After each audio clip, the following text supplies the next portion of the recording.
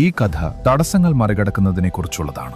ഒരിക്കൽ ഒരു കർഷകന്റെ കഴുത കിണറ്റിൽ വീണു. ആ മൃഗം മണിക്കൂറുകളോളം ദയനീയമായി കരയാൻ തുടങ്ങി. എന്തു ചെയ്യണമെന്നറിയാതെ കർഷകൻ വിഷമിച്ചു നിന്നപ്പോൾ ഒടുവിൽ അവൻ തീരുമാനിച്ചു, മൃഗത്തിന് വയസ്സായെന്നും ആ കിണർ എന്തായാലും മൂടേണ്ടതുമാണ്. അതിനാൽ കഴുതയെ രക്ഷിക്കുന്നത് ലാഭകരമല്ലെന്ന് അയാൾക്ക് തോന്നി. അതിനാൽ കിണർ മൂടാൻ അയാൾ അയൽക്കാരെയെല്ലാം വിളിച്ചുകൂട്ടി. അവരെല്ലാം ഓരോ മൺവെട്ടിയെടുത്ത് കിണറ്റിലേക്ക് മണ്ണ് കോരിയിടാൻ തുടങ്ങി. എന്താണ് സംഭവിക്കുന്നതെന്ന് മനസ്സിലായ കഴുത ആദ്യം ഭയങ്കരമായി കരയാൻ തുടങ്ങി. എന്നാൽ പിന്നീട് പതിയെ അത് ശാന്തനായി. കുറച്ചു മണ്ണിട്ട് കഴിഞ്ഞപ്പോൾ കർഷകൻ കിണറ്റിലേക്കൊന്ന് നോക്കി. അവിടെ കണ്ട കാഴ്ച അയാളെ അമ്പരപ്പിച്ചു. തന്റെ പുറത്തേക്ക് വീഴുന്ന ഓരോ മൺതിരിയിലും ആ കഴുത അത്ഭുതകരമായ ഒരു കാര്യം ചെയ്യുന്നുണ്ടായിരുന്നു. അവനത് കുടഞ്ഞു കളയുകയും മുകളിലേക്കൊരു ചുവട് വെക്കുകയും ചെയ്തു. അയൽക്കാർ മണ്ണിടുന്നത് തുടർന്നുകൊണ്ടേയിരുന്നു. അപ്പോഴെല്ലാം അവനത് കുടഞ്ഞു കളഞ്ഞ് ഓരോ ചുവട് മുകളിലേക്ക് കയറിക്കൊണ്ടിരുന്നു. അധികം വൈകാതെ എല്ലാവരെയും അത്ഭുതപ്പെടുത്തിക്കൊണ്ട് ആ കഴുത കിണറ്റിന് മുകളിലെത്തുകയും സന്തോഷത്തോടെ പുറത്തേക്ക് ഓടിപ്പോവുകയും ചെയ്തു. ജീവിതം നിങ്ങളുടെ മേൽ പലതരം മണ്ണ് വാരിയിട്ടേക്കാം. അത് കുടഞ്ഞു കളഞ്ഞ് ഒരുപടി മുന്നോട്ട് കയറുക എന്നതാണ്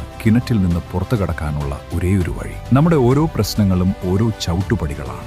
തളരാതെ, ഒരിക്കലും വിട്ടുകൊടുക്കാതെ പരിശ്രമിച്ചാൽ ഏറ്റവും ആഴമേറിയ കിണറുകളിൽ നിന്നും നമുക്ക് പുറത്തു കടക്കാം. പ്രശ്നങ്ങളെ കുടഞ്ഞു കളഞ്ഞ് മുന്നോട്ട് കയറുക. ഇനിയും ഞങ്ങളെ ഫോളോ ചെയ്യുന്നില്ലെങ്കിൽ ഒരുപക്ഷെ ഒരിക്കലും നമ്മൾ കാണില്ല. പക്ഷേ നിങ്ങൾ ഫോളോ ചെയ്യുന്നുണ്ടെങ്കിൽ കൺഗ്രാറ്റുലേഷൻസ്. നിങ്ങൾ ഓരോ ദിവസവും വളർന്നുകൊണ്ടിരിക്കുകയാണ്.